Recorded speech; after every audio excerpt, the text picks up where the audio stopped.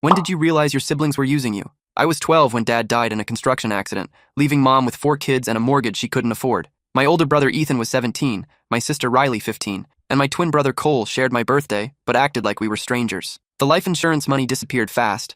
Mom picked up double shifts at the diner, coming home exhausted and hollow-eyed. That's when Ethan stepped up as the man of the house, or so everyone said. He got a job at the auto shop and suddenly became the family hero. What nobody mentioned was how I became the family servant. Every morning before school, I made breakfast for everyone. After school, I cleaned the house, did laundry, and started dinner. Weekends meant grocery shopping and deeper cleaning. Mom would pat my head and say I was her little angel, so helpful and responsible. Meanwhile, Ethan bought himself a motorcycle with his earnings. Riley got new clothes and makeup. Cole joined the basketball team, which meant I had to pick him up from practice every day on my bike. His gym bag balanced on my handlebars. When I asked for help, they had excuses. Ethan worked too hard to do chores. Riley had cheerleading practice. Cole needed to focus on sports for college scholarships. I was just naturally good at taking care of things, they said. By sophomore year, I was doing everything. Cooking, cleaning, shopping, even helping with their homework when they struggled. I hadn't been to a single school event or hung out with friends in months. My grades started slipping because I was too tired to focus. The first red flag should have been Ethan's bank account. I discovered it by accident when I was organizing Mom's paperwork. She'd asked me to help sort through Dad's insurance documents, and there it was. A statement showing Ethan had saved over $15,000. While I was surviving on thrift store clothes and packing peanut butter sandwiches for lunch, he was building a nest egg. That night, I confronted him. His response chilled me to the bone. "You're contributing to the family," he said calmly. "We all have our roles. Mine is earning money. Yours is keeping the house running." When I pointed out that his role came with personal benefits while mine was pure sacrifice, he shrugged. That's just how families work. The breaking point came during my 16th birthday. I'd been planning a small celebration for weeks, saving babysitting money to buy a cake. When I came home from school that day, excited to finally do something for myself, I found Riley throwing a party. My cake was on the table, already half-eaten. My decorations hung around the living room, but the banner read, "Happy Birthday, Riley," instead of my name. She'd moved her birthday celebration to my actual birthday because it was more convenient for her friends. When I asked where my party went, Mom looked confused. "Oh, honey," she said, "Riley needed the house tonight. You understand, right? You're so flexible." Cole laughed from the couch.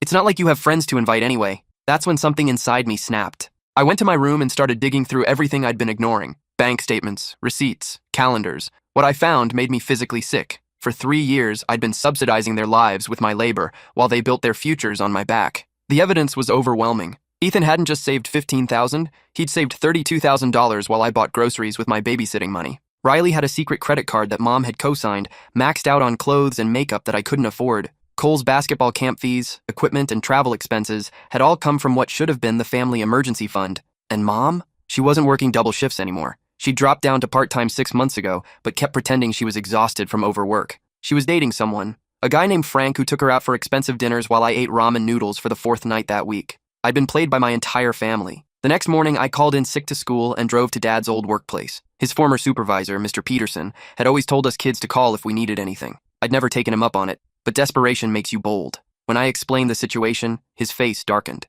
"Your father had a second life insurance policy through the union," he said quietly. "Your mother should have received another $50,000 2 years ago." My stomach dropped. Where did that money go? I spent the rest of the day at the library, researching public records. What I found destroyed any remaining faith I had in my family. The house was no longer in danger of foreclosure. It had been paid off completely 18 months ago. Mom's car was paid off too. She had a savings account with over $40,000 that she'd been hiding from all of us. My family wasn't struggling. They were thriving. And I was their unpaid servant, kept ignorant and exhausted so I wouldn't ask questions. But the deeper I dug, the worse it got. I found receipts Mom had hidden in Dad's old toolbox in the garage. Expensive dinners, weekend trips, spa treatments. While I was darning holes in my socks and wearing shoes with cardboard covering the holes in the soles, she was living like she'd won the lottery. The cruelest discovery was a text thread between her and Frank that I found on the family computer. They'd been planning a vacation to Hawaii for months. The same week I'd asked for $20 to buy a used graphing calculator for math class and been told we couldn't afford it. Frank had written, "Can't wait to finally relax without the kids around." Mom had replied, "I know. Sometimes I forget what it's like to not have someone constantly asking for things. At least the youngest one takes care of everything so I don't have to worry about the house falling apart while we're gone." The youngest one, not even my name. I was just the family maintenance worker. I kept digging through their digital footprints and found something even more disturbing. Group chats between my siblings where they discussed me like a shared resource. Screenshots of conversations that made my blood run cold. Ethan had written, "Think she's getting suspicious about the money? She asked me about my savings account yesterday." Riley responded, "Just tell her you're being responsible. She's too naive to figure out what's really going on." Cole added, "As long as she keeps cooking and cleaning, who cares? It's not like she has anything else going on anyway." But the worst message was from Mom herself, in a separate chat with just Ethan and Riley. Make sure you keep her busy with chores. The busier she is, the less time she has to think about her own problems. And for God's sake, don't let her get too friendly with anyone at school. Friends give kids ideas about what normal looks like. They had deliberately isolated me. Every time I'd tried to make plans with classmates, there had always been some urgent family need. Every time I'd shown interest in school activities, suddenly there were extra chores that couldn't wait. They hadn't just been using my labor, they'd been systematically preventing me from developing any life outside of serving them. The manipulation was so much deeper than I'd realized. That evening, I cooked dinner as usual, but this time I was ready. As everyone gathered around the table, I set down my phone, recording. I have some questions, I announced. Ethan looked annoyed. Can't this wait? I'm going out with friends tonight. Actually, it can't wait. I pulled out the bank statements. Can you explain why you have $32,000 saved while I've been buying groceries with babysitting money? The table went silent. Mom's face went white. Where did you get those? Ethan demanded. That's not the question you should be asking, I replied. The question is why you've been lying to me for 3 years. I laid out everything. The hidden insurance money, Mom's secret relationship, Riley's credit card, Cole's expensive equipment that supposedly stretched the budget, the house being paid off while I believed we were struggling, the Hawaii vacation they'd been planning while telling me we couldn't afford new school supplies, the group chats where they discussed keeping me isolated and overworked. We were protecting you, Mom said weakly. You're so young. We didn't want you to worry about finances. I laughed bitterly. Protecting me? You made me your slave. I haven't had a childhood in 4 years because I thought our family was in crisis. Riley tried to defend them. You're being dramatic. We all contribute in different ways. Really? I pulled out my detailed log, something I'd been keeping without realizing. In the past month, I cooked 43 meals, did 16 loads of laundry, cleaned the entire house 12 times, and grocery shopped every week. What exactly have you contributed? She couldn't answer. Cole shifted uncomfortably. You never complained before. Because I thought we were in survival mode, I snapped. I thought I was helping keep our family together after Dad died. Instead, you've been using me so you could live like privileged kids while I lived like an indentured servant. And you've been actively working to keep me isolated so I wouldn't figure it out. The room shifted. I could see them realizing how much I knew, how thoroughly I'd uncovered their deception. Ethan stood up, his chair scraping against the floor. You're being ungrateful. We gave you a home and food. I cut him off. With money Dad left for all of us. Money you've been hoarding while making me feel guilty for asking for new shoes. Mom started crying then. The same manipulative tears she'd used whenever I'd asked for help or complained about being tired. Your father would be so disappointed, she sobbed. He'd want us to stick together as a family. That was the final straw. Dad would be disgusted, I said, standing up from the table. He'd be disgusted that you turned his death into an opportunity to exploit his child. He worked construction for 12 years to provide for this family, and you've been stealing from his memory every day. I pulled out my phone and read directly from their group chat messages. The color drained from all their faces as I recited their own words back to them. Their casual discussion of keeping me isolated, their calculation of how to maximize my labor, their complete lack of concern for my well-being. The room erupted. Everyone talked at once, making excuses, minimizing my concerns, trying to turn the conversation back to how much they'd sacrificed. But I wasn't listening anymore. I'd made my decision. The next morning, I drove to Mr. Peterson's office again. This time I came with a proposal. I want to file for emancipation, I told him, but I need legal help. He listened to everything, his expression growing angrier by the minute. Your father was my best friend, he said finally.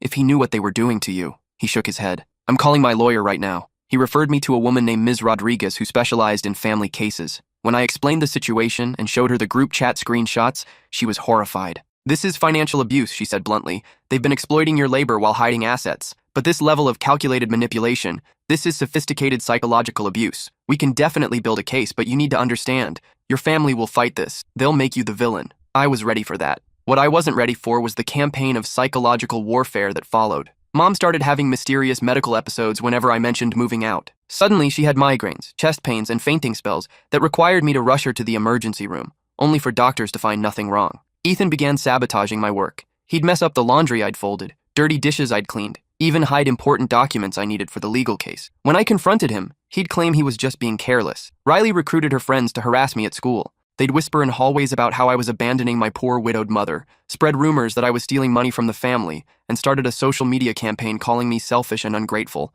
Cole took a different approach. He'd bring friends over who would make comments about how weird it was that I was trying to divorce my own family. They'd eat the food I'd prepared while talking loudly about how family was supposed to be forever. The manipulation was constant and exhausting. Some days I almost gave up, wondering if maybe I was being dramatic. Maybe this was just how families worked. Maybe I should be grateful for a roof over my head. Then I'd remember the Hawaii vacation, the expensive dinners, the $32,000 Ethan had saved while I wore the same 3 shirts to school for 2 years, the group chat messages calling me too naive to figure out what was really going on. Ms. Rodriguez helped me document everything. She taught me how to screenshot the social media harassment, how to record conversations legally, how to photograph evidence of sabotage. Building the case became my full-time job outside of school and my actual responsibilities at home. The legal process took 4 months. During that time, my family escalated their tactics in ways I never could have predicted. Mom invited extended family over for an intervention. Aunts and uncles who barely knew me sat in our living room lecturing me about respecting my elders and honoring my father's memory. When I tried to explain about the hidden money and the years of unpaid labor,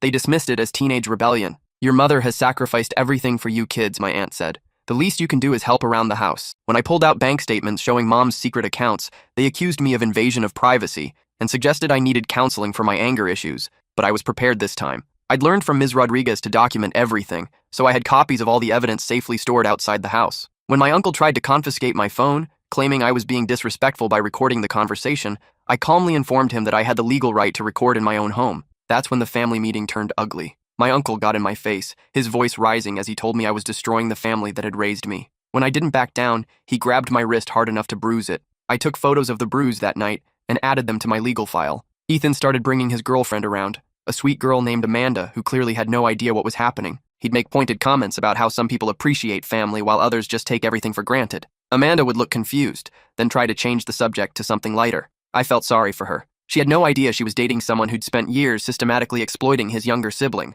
One evening, I overheard Ethan talking to her in the living room. "I don't understand what's gotten into my sister," he was saying. "She used to be so sweet and helpful. Now she's accusing us of all these terrible things." Amanda's voice was soft with sympathy. "Maybe she's just going through a difficult time. Losing your dad so young must have been traumatic. That's what we keep trying to tell her," Ethan replied. "But she won't listen to reason. She's convinced we're all out to get her." I stood in the hallway, listening to him paint me as delusional and paranoid. This was someone who had group chats about keeping me isolated and overworked, but he was telling his girlfriend that I was imagining the abuse. The gaslighting was relentless. Riley's harassment at school intensified. Her friends started rumors that I was mentally unstable, that I'd threatened to hurt my family, that I was on drugs. Teachers began looking at me with concern and suspicion. My few friends started avoiding me, not wanting to be associated with the drama. One particularly bad day, I came home to find Mom sitting at the kitchen table with a stack of photo albums. "Look what I found," she said, her voice artificially sweet. She opened to a page of pictures from my 13th birthday, the last birthday party I'd had before becoming the family servant. "Remember how happy we all were?" she asked. "Remember when we were a real family?" The photos showed a different time, me blowing out candles while everyone sang, Ethan ruffling my hair affectionately, Riley helping me open presents, Cole making faces behind my back to make me laugh. For a moment, I wavered. Maybe that family could exist again. Maybe if I just tried harder to communicate, found a way to make them understand. Then I noticed something in the background of one photo, a calendar on the wall, showing the date Dad had died. These pictures were taken less than 2 weeks after his funeral. Even then, while we were all supposedly grieving together, they were already beginning to position me as the family caretaker. In several photos, I was the one clearing plates, wiping down tables, organizing presents. Everyone else was just enjoying the party I was essentially hosting. The manipulation had started immediately. They'd just waited until I was too deep in it to recognize what was happening. I closed the album and looked at Mom. "You're right," I said. "We were happy then, before you decided I was more valuable as unpaid labor than as a daughter." She started crying again, but this time I recognized it for what it was, a performance designed to make me feel guilty for protecting myself. The harassment continued right up until the court date. The night before my emancipation hearing, someone slashed my bike tires. I had no proof it was family, but I also had no other enemies. I had to walk 3 miles to catch a bus to get to court. When I arrived, I found my entire extended family packed into the courtroom. Aunts, uncles, cousins, even family friends I'd barely seen since Dad's funeral. They'd organized a show of force, hoping to intimidate me into backing down. Ms. Rodriguez had warned me this might happen. She squeezed my shoulder as we walked past rows of disapproving faces. "Don't let them see you scared," she whispered. "You have the law on your side." The hearing was brutal. My family's lawyer painted me as a troubled teenager who'd been manipulated by outside influences into believing false accusations against her loving family. He presented character witnesses who testified about what a devoted mother my mom was, how hard Ethan worked to support the family, how Riley and Cole were just normal kids trying to cope with their father's death. But Ms. Rodriguez was prepared. She presented the financial records showing the hidden assets, the group chat messages discussing keeping me isolated, the documented evidence of years of unpaid labor. She called witnesses from the hospital where I'd gotten the job, who testified about my maturity and work ethic. She even had Mr. Peterson testify about the union life insurance policy that Mom had hidden from me. The most damning evidence was a recording I'd made of Mom and Frank discussing their Hawaii vacation while I ate ramen noodles at the kitchen table, believing we were too poor to afford proper groceries. The judge reviewed everything carefully. When he spoke, his voice was stern. This case represents a clear pattern of financial abuse and exploitation of a minor, he said. The evidence shows systematic deception regarding family finances, deliberate isolation of the minor to prevent her from understanding her situation, and the appropriation of funds that legally belong to her. He granted my emancipation and ordered that I receive my full share of Dad's insurance money, not just the union policy, but my portion of all the benefits that should have been divided equally among the children. The amount was staggering. $73,000 that had legally belonged to me since Dad's death, but had been diverted into accounts I'd never known existed. My family sat in stunned silence as the gavel came down. I could see the rage in their eyes, the disbelief that their careful manipulation had failed. As we left the courthouse, my uncle cornered me in the parking lot. "You've destroyed this family," he hissed. "Your father would be ashamed of what you've become." I looked at him calmly. Dad would be ashamed of what you allowed to happen to his daughter. I moved into a small apartment the next week. For the first time in years, I was working for my own future instead of subsidizing someone else's. The first night in my apartment, I cooked dinner for one and ate it in complete silence. No one asked me to make them a plate. No one critiqued my cooking or demanded I clean up immediately. No one interrupted to assign me more tasks. It was the most peaceful meal I'd eaten in 4 years. But the harassment didn't stop with the court victory. If anything, it intensified. Riley started a blog called Living with a Sociopath, documenting her experience with her mentally ill sister who had destroyed their family. She never used my name, but anyone who knew us could identify me from her descriptions. She wrote elaborate posts about how I'd always been different, how I'd manipulated everyone into thinking I was the victim, how I'd stolen money from my grieving mother and abandoned my family when they needed me most. The blog gained a following. People who didn't know the full story left comments calling me a monster, saying they hoped karma would catch up with me, wishing terrible things on my future. She posted photos of our house looking messy and run down, claiming this was what happened when the family lost their caretaker. She wrote tearful entries about having to learn basic life skills because their sister had always done everything for them, painting it as a tragedy rather than acknowledging that maybe 17-year-olds should know how to do their own laundry. The most manipulative posts were the ones where she shared old family photos with captions about how happy they'd all been before I became consumed with greed and resentment. She'd take pictures from my childhood and add text about how you never know when someone you love will turn against you. Ethan took a different approach. He started telling people around town that I'd had a psychotic break, that I'd become dangerous and unpredictable, that my family had tried to get me help but I'd refused treatment. The rumors followed me everywhere. Potential employers would Google my name and find Riley's blog. Classmates would look at me strangely, whispering about the girl who'd abandoned her family. Even strangers at the grocery store sometimes stared, as if trying to figure out if I was the person they'd heard about. I had to change my phone number 3 times because strangers would call to harass me based on things they'd read online. Someone found my work address and sent packages filled with fake family photos with notes about how I'd destroyed innocent people's lives. The psychological warfare was relentless and sophisticated. They'd learned from the court case that direct harassment could be documented and used against them, so now they worked through proxies and social media campaigns. But I was building something they couldn't tear down, a life that belonged to me. 6 months after the court victory, Mom called crying. The house was falling apart without me. Nobody knew how to cook proper meals or keep up with cleaning. Riley and Cole's grades were suffering because nobody was helping with their homework. Ethan had moved out, taking his savings with him and his girlfriend Amanda, who had finally figured out what kind of person she was dating. "We need you to come home," she pleaded. "We're family." I sat in my tiny apartment, looking around at the space I'd earned through my own work. It wasn't much, but it was mine. "You're not family,"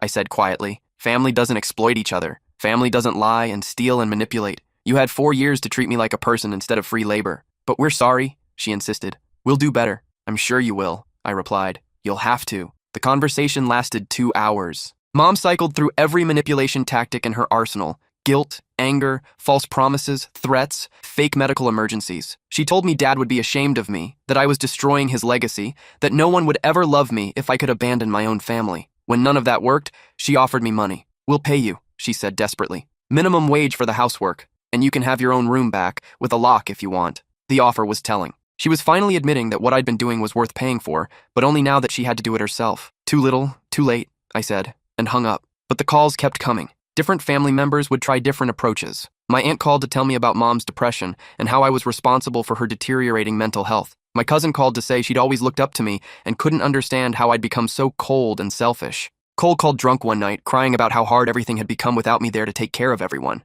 "I never realized how much you did," he sobbed. "I'm failing 3 classes and I can't even make a decent sandwich." "Then learn," I said simply. "Other people your age manage just fine." "But it's so hard," he whined. "And Mom's always upset now. She just sits in her room crying about how her baby abandoned her." "I'm not her baby," I replied. "I'm her former unpaid employee." The manipulation attempts went on for months. They sent mutual friends to approach me with messages about forgiveness and healing. They had distant relatives call to lecture me about family loyalty. They even sent a pastor from their church to talk to me about Christian forgiveness and honoring your parents. Each time I listened politely, and then explained that forgiveness doesn't require returning to an abusive situation. That honoring your parents doesn't mean sacrificing your entire future for their convenience. That healing sometimes means walking away from toxic people, even when they share your DNA. 2 years later, I'm in college on a partial scholarship, working part-time to cover what financial aid doesn't. My apartment is still small, but I've upgraded to a 1-bedroom with a real kitchen. I cook dinner for one and eat it while doing homework that will build my future. The harassment has mostly died down, though Riley still updates her blog occasionally with posts about how her family is healing from the trauma I caused. She's engaged now to a guy who seems nice enough, though I wonder what version of our family history she's told him. Sometimes I run into Riley or Cole around town. They look tired, older than they should. The house sold last year. Turns out none of them knew how to manage basic maintenance once their personal servant left. Mom moved in with Frank briefly, but that relationship ended when he realized she expected him to financially support not just her, but also Riley and Cole. That relationship imploded spectacularly. Frank had expected a traditional housewife, not someone with grown children who expected to be supported indefinitely. When Mom started hinting that Riley and Cole needed help with college expenses, Frank realized he was being set up to become the family's new financial resource. The breakup was messy and public. Mom had to move out of Frank's house and into a small apartment with Riley. Cole ended up moving in with a friend's family, essentially becoming their unofficial foster child because he couldn't take care of himself. The family that had once seemed so solid, so united in their exploitation of me, completely disintegrated once they had to actually function as independent adults. Ethan's story was particularly satisfying. His relationship with Amanda ended when she finally pieced together what had really happened. She'd started asking questions about why I'd left, and when she researched the court case, she found all the evidence that had been presented. She confronted Ethan with printouts of the group chat messages where he'd discussed keeping me isolated and overworked. When he tried to explain it away, she asked him a simple question. If your sister was really as unstable and ungrateful as you claim, why are all these messages about manipulating her instead of helping her? He couldn't answer that. Amanda broke up with him that night and moved out the next morning. She even sent me a message through social media apologizing for not seeing what was happening and for unknowingly participating in their gaslighting campaign. Ethan had to move back in with Mom and Riley, but the small apartment couldn't accommodate 3 adults who'd never learned to live harmoniously together. They fought constantly about money, chores, and space. Within 6 months, Ethan was sleeping on a friend's couch and working 2 part-time jobs just to afford basic expenses. His $32,000 in savings had evaporated faster than he'd anticipated. It turns out money doesn't last long when you're used to having someone else handle all the practical aspects of life while you just focused on accumulating wealth. Last month, Cole approached me at the grocery store. He looked nervous, fidgeting with his car keys. I miss having you around, he said awkwardly. Things were easier when we were all together. I paused in front of the cereal aisle, the same aisle where I'd spent countless hours calculating how to feed 4 people on a tight budget while they spent freely on themselves. Things were easier for you, I corrected. They were destroying me. He shifted uncomfortably. I never realized it was that bad. I thought you liked taking care of everyone. You never asked what I liked, I pointed out. You just assumed I existed to make your life more convenient. He was quiet for a moment. Can we try again? Maybe get coffee sometime and talk? Part of me felt sorry for him. He'd been 15 when Dad died, still a kid himself in many ways. But sympathy didn't erase the years of exploitation, the casual cruelty, the assumption that my time and energy belonged to everyone but me. I don't think that's a good idea, I said gently. I'm building a life that doesn't include people who see me as a resource to be used. But I've changed, he insisted. We all have. We realize now how much you did for us. You realize now that you need me, I corrected. That's not the same as valuing me as a person. I walked away, leaving him standing there. For the first time in my life, I chose myself over their comfort. That's the difference between family and people who just happen to share your DNA. Real family lifts each other up. Mine built their lives on top of me. And when I finally crawled out from under the weight, they couldn't understand why their foundation crumbled. I don't regret leaving. I regret how long it took me to realize I deserved better. Now I'm planning to become a social worker, specializing in cases involving family financial abuse. What happened to me is more common than people realize, but it's rarely talked about because families are supposed to be sacred, beyond criticism. Through my coursework and internships, I've learned that my situation wasn't unique. There are thousands of kids being exploited by the people who should be protecting them. Kids who are told they're contributing to the family when they're really just being used. Kids who are made to feel guilty for wanting their own lives instead of existing solely to make everyone else's lives easier. I want to help them recognize the signs of exploitation before they waste their entire childhood in service to people who see them as free labor. My professors say I have a unique perspective that will make me effective in the field.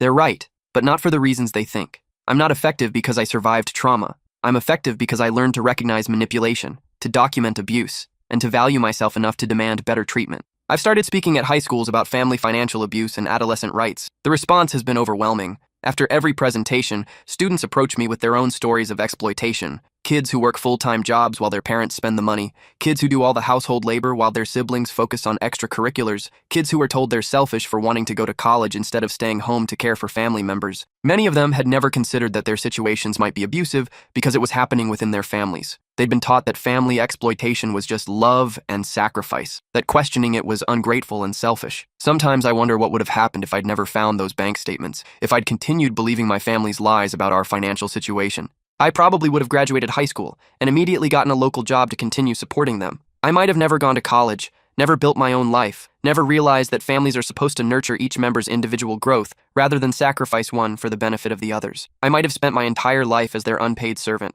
grateful for scraps of affection and convinced that my value lay only in what I could do for other people. Instead, I learned the most important lesson anyone can learn. You teach people how to treat you by what you're willing to accept. I'd been accepting exploitation because I thought it was love. Once I understood the difference, everything changed. The girl who used to make breakfast for 4 people every morning now makes coffee for one and reads the news while planning her day. The girl who used to clean house for hours every weekend now spends Saturday mornings at the library, studying for exams that will build her own career. The girl who used to believe she was nothing without her family learned she was everything once she was free from them. My apartment is small, but it's filled with things that matter to me. Books for my social work classes, art supplies for the hobby I never had time for when I was busy serving others, photos of the friends I've made in college who see me as a person worth knowing rather than a resource to be exploited. I have a scholarship fund that I contribute to every month, money set aside to help other kids who need to escape exploitative family situations. It's not much yet, but it's growing. Every dollar represents another young person who might get the chance to build their own life instead of sacrificing it for people who don't appreciate them. Sometimes former classmates ask if I ever miss my family. The question always surprises me because it assumes that what I had was actually a family worth missing. I don't miss being exploited. I don't miss being lied to, manipulated, and taken for granted. I don't miss the exhaustion, the isolation, or the constant feeling that I wasn't good enough because I couldn't do everything perfectly. What I miss is the illusion, the belief that I had people who loved me unconditionally, who would protect me, who saw me as more than just useful. But illusions aren't worth preserving when they require your destruction. The hardest part wasn't leaving them. The hardest part was accepting that they'd never actually been the family I thought they were, that the love I'd felt was one-sided, that the sacrifices I'd made were being taken for granted, that the people I'd have done anything for saw me as nothing more than convenient. But accepting that truth was also liberating. It meant I could stop trying to earn something I was never going to receive and start building something real instead. Today I'm studying for finals while eating takeout Chinese food, something I never could have afforded when I was buying groceries for 4 people with babysitting money. Tomorrow, I have an interview for a summer internship at a nonprofit that helps families in crisis. Next month, I'm going on a spring break trip with friends from college, my first real vacation, paid for with money I earned and saved for something I wanted instead of something my family demanded. Next year, I'll graduate with my social work degree and start helping other kids recognize that they deserve better than exploitation disguised as love. The girl who once believed her only value was in serving others learned that her greatest value was in serving herself first. Not out of selfishness, but out of self-preservation and self-respect. And that makes all the difference.